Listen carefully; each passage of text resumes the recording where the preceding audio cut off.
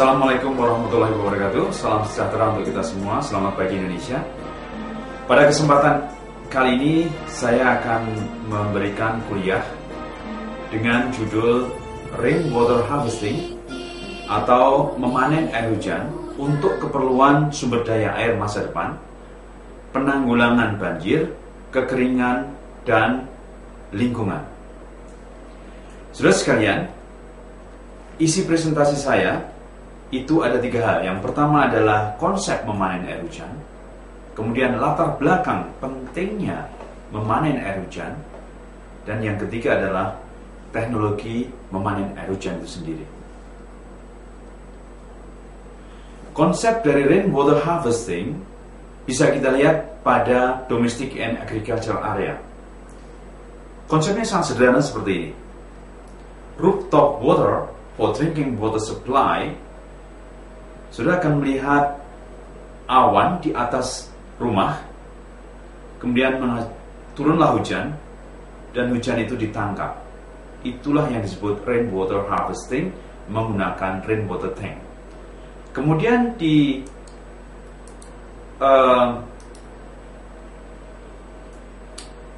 daerah pertanian, kita juga akan melihat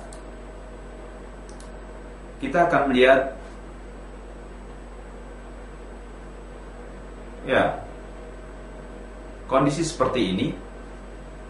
Hujan di daerah pertanian, kemudian dia akan menghasilkan air yang ditangkap di pertanian tersebut. Itu semua disebut rainwater harvesting dalam konsep yang sangat sederhana. Metode rainwater harvesting ini sangat penting untuk menghadapi perubahan iklim di masa yang akan datang, di mana curah hujan akan cenderung untuk mengumpul pada bulan-bulan basah dan akan cenderung kemarau lebih panjang pada bulan-bulan kering, sehingga kita mempunyai potensi air hujan yang harus kita manage, kita kelola untuk keperluan air bersih kita. Indonesia sebagai negara kepulauan di Khatulistiwa yang mempunyai iklim muson yang dipengaruhi oleh angin laut, maka tentu saja mempunyai potensi air hujan yang cukup tinggi, yaitu sekitar 2000 sampai 4000 mm per tahun. Itu adalah potensi yang sangat tinggi dibandingkan potensi air hujan misalnya di negeri Eropa yang hanya sekitar 1500 mm per tahun, apalagi dibandingkan dengan air hujan di daratan Afrika, Arab, Jazirah Arab dan sebagainya yang kurang dari 500 mm per tahun. Saudara sekalian, kita melihat di sini kita punya peta dengan sungai yang banyak sekali. Kalau itu kita crop lebih dalam lagi, kita akan melihat sungai-sungai yang membujur di seluruh kawasan. Misalnya ini adalah di daerah Istimewa Yogyakarta dan Jawa Tengah. Ternyata sungai-sungai itu semuanya merupakan bagian yang tak terpisahkan daripada drainase untuk mengalirkan air hujan. Pertanyaannya adalah, sebelum air hujan itu masuk ke sungai, tentu saja lebih baik air hujan itu kita tangkap, kita panen terlebih dahulu sebelum masuk ke sungai dan ke laut, digunakan sebagai sumber daya air masa depan. Contoh pemanen air hujan alamiah paling spektakuler adalah gunung.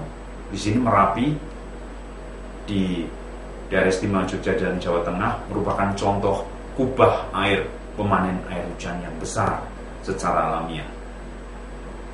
Jika hutan di pegunungan itu masih terjaga dengan baik, maka gunung dimanapun akan bisa berfungsi sebagai pemanen air hujan raksasa yang menyimpan air dan mengalirkan sedikit demi sedikit ke daerah hilirnya. Saudara sekalian, kenapa memanen hujan itu menjadi sangat penting? Karena kita tahu kita punya 2 musim pada umumnya di Indonesia. Yang pertama adalah musim hujan dan musim kemarau, rainy season dan dry season. Tapi belakangan ini berubah seiring dengan perubahan iklim. berubah menjadi flood season and drought season. Flood artinya musim banjir, drought season musim kering. Jadi kita punya dua musim. Hal inilah yang mendasari, melatar belakangi betapa pentingnya memikirkan air hujan itu untuk ditangkap, dipanen sebelum dia mengalir ke laut untuk digunakan pada saat hujan dan juga pada saat musim kemarau nantinya. Saudara sekalian, kita akan melihat kondisi seperti ini adalah kondisi banjir tahun 2005 di Jakarta yang juga disebabkan oleh hujan. Tentu saja ini hujan ekstrim. Seandainya kita bisa mengelola sebelumnya, mungkin kita akan mempunyai cadangan air bersih sebelum mengalir ke sungai dan membanjiri kota Jakarta yang besar. Tentu saja kita harus realistis, mungkin memanen air hujan itu pun tidak bisa menyelesaikan permasalahan banjir. Harus dengan juga cara-cara yang lain atau metode-metode tambahan yang lainnya. Kita akan melihat situasi banjir yang luar biasa seperti ini yang sebenarnya juga bisa kita kurangi, kita minimalisir kalau kita sejak dulu atau sejak mulai sekarang ini kita memikirkan bagaimana mengelola air hujan yang datang kadang-kadang ekstrim, tiba-tiba dan lain sebagainya, dengan cara memanennya dan mengelolanya. Ibu-ibu yang terkena dampak banjir dengan wajah yang sangat galau, pilu seperti ini, dan bapak-bapak serta ibu yang menyeberangi daerah banjir dengan kecemasan yang sangat tinggi, ribuan orang di sana yang juga menderita akibat banjir. Tentu saja kita ingin menyelesaikan secara bersama-sama, berempati terhadap mereka supaya kejadian yang seperti ini tidak akan terulang lagi di kemudian hari. Juga situasi yang seperti ini sangat memprihatinkan di tengah-tengah kota Jakarta yang tahun 2002, 2005, 2007 kebanjiran atau banjir di mana orang bertengger di pembatas jalan menunggu air surut atau air akan naik lagi. Mereka tentu saja belum tahu apakah air itu akan naik atau surut. Ini adalah kondisi yang sangat concern untuk kita pikirkan dan kita selesaikan. Saudara sekalian, ada satu kondisi yang mungkin bagi anak-anak kecil banjir itu merupakan suatu yang menyenangkan bagi mereka karena tidak ada pelajaran sekolah, mereka libur, mereka bisa bermain. Tapi sesungguhnya kalau kejadian ini terjadi 2 minggu, 3 minggu, ya pendidikan mereka akan terganggu, ya, sangat terganggu. Di sisi yang lain, kenapa pentingnya memerhatikan atau memanen air hujan itu adalah musim kering.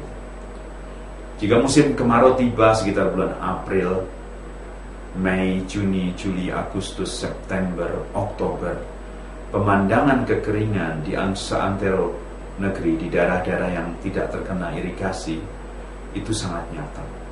Petani di daerah Klaten ini tanahnya sangat kering, padahal mereka harus menanam sesuatu untuk kebutuhan hidup mereka. Terpaksa mereka memasang pompa untuk memompa air. Kebutuhan pemompaan itu kira-kira 10 kali pemompaan dalam 1 kali panen. Sehingga petani itu harus mengeluarkan uang kurang lebih 1 juta rupiah untuk memompa air dari dalam tanah. Tentu saja itu bagi petani 1 juta rupiah bukan hal yang kecil. Bagi mereka itu adalah uang yang besar. Saudara sekalian, tadi adalah kekeringan di perkotaan, di pedesaan yang nyata. Di samping pertanian juga kekeringan nyata untuk air minum. Di sini saya sampaikan kekeringan di perkotaan itu ditandai dengan jika seluruh badan air sungai, badan air yang ada di perkotaan itu tidak ada cukup air mengalir, cenderung airnya itu berhenti, apalagi perilaku masyarakat membuang sampah di sungai itu menyebabkan adanya sungai yang penuh dengan sampah dan comberannya yang tidak mengalir sama sekali. Itu adalah indikasi kekeringan di kota. Sejauh sekarang ini tidak pernah disampaikan adanya kekeringan di kota, tapi sebenarnya kekeringan di kota sudah terjadi di kota-kota kita. Manakala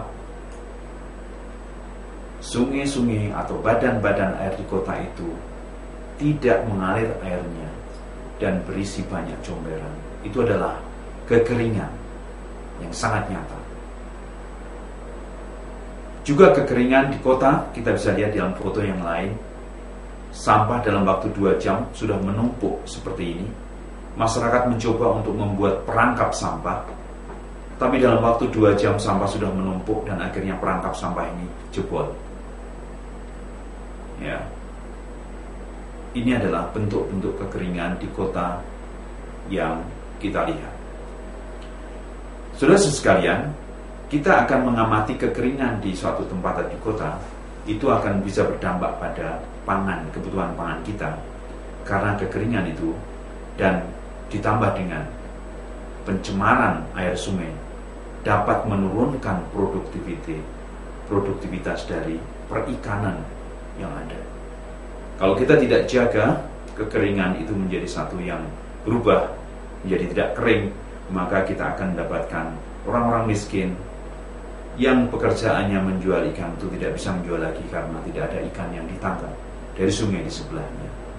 Mereka harus berganti pekerjaan, mungkin menjadi ibu pembantu rumah tangga atau tukang cuci yang dulunya dia bisa menjual ikan yang dicari oleh suaminya. Itu akan terjadi dan sudah terjadi. Ya, ini adalah ikan-ikan yang dijual oleh mereka, dan kalau kita tidak perhatikan masalah kekeringan dan masalah pencemarannya yang berikutnya, maka kita akan tidak lagi bisa melihat ikan-ikan itu ada di depan kita. Saudara sekalian, sebenarnya konsep rainwater harvesting itu kalau kita lihat, ini ada satu grafik. Grafik ini menyajikan satu gambaran yang jelas tentang kondisi hujan kita. Dari bulan Januari, Februari, Maret, April, sampai Desember, kita melihat fluktuasi hujan yang sangat nyata dari stasiun-stasiun pencatat hujan. Contohnya ini di daerah Yogyakarta, Gunung Kidul. Dari 4 atau 5 stasiun kita melihat ada fluktuasi hujan yang beragam. Tapi kita melihat bahwa pada bulan Januari, Februari, dan juga November, Desember, jumlah hujan itu tinggi, intensitas hujan itu tinggi. Sedang akan berkurang pada bulan Juni, Juli, Agustus, September. Artinya adalah pada musim hujan kita punya banyak sekali volume air yang melimpah sehingga kadang-kadang kebanjiran. Tapi menjelang musim kemarau dan musim kemarau, kita tidak punya air sama sekali. Ada kesempatan bagus bagi kita adalah bagaimana air hujan pada musim hujan ini dipakai untuk musim kemarau. Dikelola air hujan pada musim hujan ini untuk disumbangkan pada musim kemarau, sehingga ketersediaan air kita akan relatif stabil baik musim hujan maupun musim kemarau. Musim hujan tidak ada banjir atau kurang atau sedikit banjir. Musim kemarau sedikit kekeringan. Itu adalah satu filosofi mendasar pentingnya untuk mengelola atau memanen air hujan tersebut. Saudara sekalian, kita melihat pencatatan hujan tahun 94 sampai tahun 2002 di satu daerah di Yogyakarta, stasiun Sidoarjo di Tepus. Saudara akan melihat ini adalah intensitas hujan atau tinggi hujan. Ini sudah melihat bulan. Tahun pertama, tahun kedua, tahun ketiga akan kita bisa melihat ada bulan-bulan basah, bulan kemarau, bulan basah lagi, kemarau panjang lagi, basah sedikit, kemarau panjang. Dia akan berfluktuasi hujan itu, sehingga kita akan bisa manfaatkan untuk mengisi celah-celah di mana ada bulan-bulan yang tidak ada hujan. Nah, kita akan melihat potensi rainfall, potensi hujan yang seperti ini. Gambarnya ada anak kecil yang sedang bermain hujan-hujanan. Hujan kita itu sangat deras kadang-kadang dan sering derasnya. Ya, anak-anak bermain hujan-hujanan tidak ada masalah sebetulnya. Tapi dia setelah main hujan-hujan dia harus segera mandi. Bahkan kadang-kadang kita mencoba untuk meminum air hujan langsung juga tidak ada masalah. terutama pada daerah-daerah yang polusi udaranya tidak terlalu ketat, tidak terlalu tinggi, seperti di perkotaan yang sangat syarat dengan polusi udara. Namun di daerah-daerah luar perkotaan, di daerah pedesaan, sesungguhnya kita bisa meminum air hujan dengan baik. Ya. Potensi air hujan kita katakan kita punya 2000 sampai 40 mm per tahun. Artinya apa? Kita punya air yang diberikan oleh Allah SWT, Tuhan yang Maha Kuasa, itu setinggi 2 meter diberikan per tahun, sampai 4 meter per tahun. Itu potensi yang luar biasa untuk seluruh kawasan itu. Alhamdulillah diberikannya tidak sekali, tapi sedikit demi sedikit pada musim hujan 6 bulan atau 3 bulan itu. Kalau sekali diberikan 2 meter sampai 4 meter, tentu saja akan terjadi banjir yang sangat besar sekali.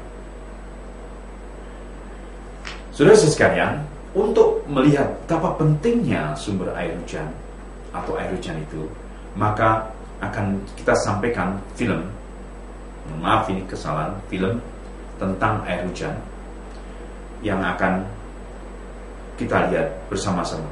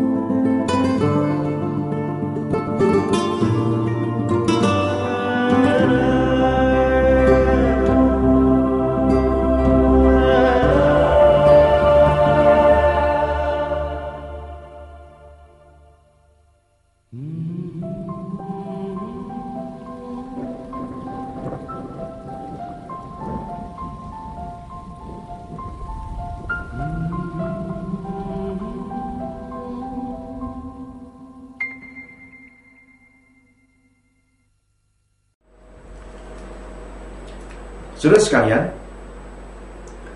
sebetulnya teknik memanen air hujan itu bukan teknik modern yang datang dari Eropa. Teknik memanen air hujan itu sudah ada, yang sudah dipraktekkan oleh para nenek moyang kita, pendahulu-pendahulu kita, dalam rangka menyelesaikan permasalahan air minum. Dan dipakai sampai sekarang. Ini adalah salah satu contoh di daerah Aceh. Masyarakat memanen air hujan untuk air minum dan untuk memasak. Namun ibu ini masih menimba air dari sumur ini untuk mandi. Jadi masyarakat di sini mandi dengan air sumur yang payau karena dekat pantai. Kemudian memasak dan minum dengan air hujan. Tapi perlu dicatat, jika di daerah itu kandungan kalsium dari tanah sekitarnya itu kurang, maka sebaiknya harus ada pemeriksaan terlebih dahulu. Asupan kalsium yang diperlukan oleh tulang, gigi, dan lain sebagainya, sehingga kalau kita meminum air hujan ke depan tidak menyebabkan kroposnya gigi. Untuk daerah-daerah yang kandungan kalsiumnya tinggi, maka kebutuhan kalsium bisa diperoleh dari sayuran, dari makanan yang ada. Namun pada daerah yang kandungan kalsiumnya rendah, harus diperhatikan bagaimana asupan kalsium yang perlu ditambahkan sehingga masyarakat yang memakai air hujan untuk air minum tidak mengalami kropos dan masalah dengan tulang dan gigi. Namun kalau memang tidak terpaksa sama sekali, lebih baik saudara minum dengan air sumur atau air yang kandungan mineralnya cukup. Sedangkan air hujan digunakan untuk mandi atau untuk kebutuhan lainnya selain minum.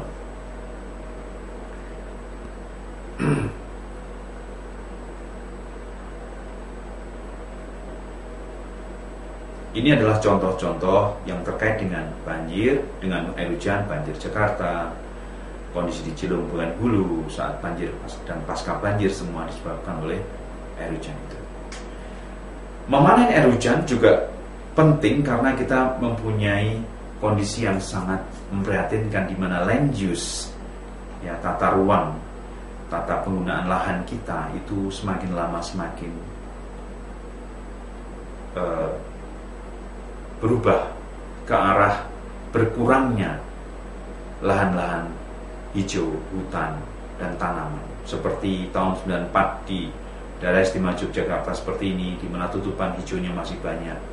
Tahun 2000 dalam waktu 6 tahun sudah kelihatan penjarangan daerah-daerah ini. Tentu saja ini menyebabkan runoff, koefisien runoff tinggi, dan airnya akan masuk ke sungai dan ke laut yang meresap ke dalam tanah sedikit, sehingga sangat diperlukan konsep memanen air hujan itu. Mungkin tahun 2015 atau 2025 akan terjadi hal seperti ini kalau proses perubahan ini tidak dihentikan. Ya, pada saat ini hujan akan menjadi momok yang luar biasa bagi kita semuanya kalau kita tidak punya teknologi untuk memanen air hujan dan juga untuk melakukan penghijauan yang sangat besar-besaran, dan kita akan bisa selamat untuk menghadapi perubahan iklim ke depan dan kerusakan lingkungan. Ya, ini menggambarkan suatu daerah perkembangan di mana seluruh daerah-daerah resapan yang bisa meresapkan akan berubah menjadi perumahan-perumahan seperti ini, sehingga kita akan menyadari bahwa luas lahan yang bisa meresapkan air akan berkurang sangat drastis. Bisa digambarkan bahwa pertambahan penduduk meningkat tajam, tapi daerah-daerah resapan akan menurun dengan drastis seperti ini. Ya. Juga foto-foto pertanian daerah-daerah suburbannya akan segera menghilang, berubah menjadi daerah-daerah pemukiman. Pada saat itu resapan air hujan akan berkurang drastis dan air akan mengalir ke sungai dan ke laut begitu saja. Sementara pada musim kemarau kita butuh air dan kita berkelahi karena air. Itulah latar belakang bagaimana pentingnya memanen air hujan.